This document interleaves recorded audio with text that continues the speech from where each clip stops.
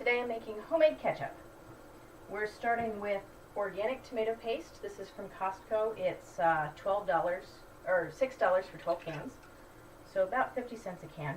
Not too bad for organic. If you don't want to use organic, you might want to at least try to find a can of tomato paste that has only tomatoes as an ingredient, because citric acid can have hidden MSG. This ketchup is fermented, so lots of probiotic goodness in there, and actually tastes better than store-bought, even according to people who like store-bought ketchup. We add to the tomato paste half a cup of honey,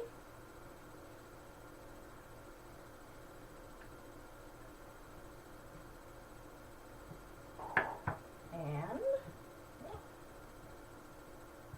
quarter cup of apple cider vinegar. This is raw organic. It's basically an off-brand of Bragg's. And then I add a quarter cup of whey that's drained off of my yogurt. If you want to make this dairy-free, you can actually just use another quarter cup of water in place of the whey. And the apple cider vinegar and the salt will help it ferment just fine. Then a quarter cup of water.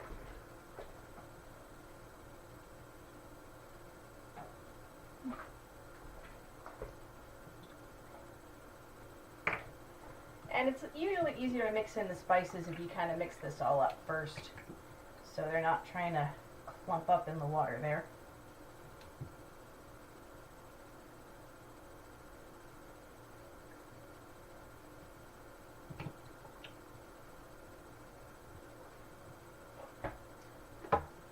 Add 1 teaspoon of salt. This is pink Himalayan sea salt. Lots of good minerals and stuff in there. And then it's a quarter teaspoon of onion powder. This is just onion powder from GFS that's currently very clumped up from humidity. We'll see if I can get a quarter teaspoon out of it.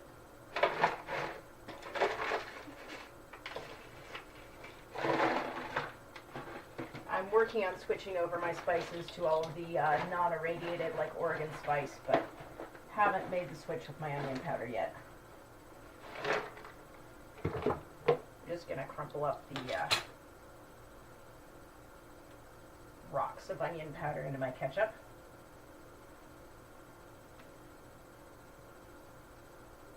And then 1/8 of a teaspoon of garlic powder, which just do about 1/2 of a quarter teaspoon measure there. And then you mix that all up, and you can use it right away if you want to, or you can let it sit out for about 2 days to ferment and let all the probiotics get working there. You want to ferment it a couple feet away from sourdough or sauerkraut or anything else you're fermenting, so they don't cross over. And it will definitely thicken up if you let it ferment.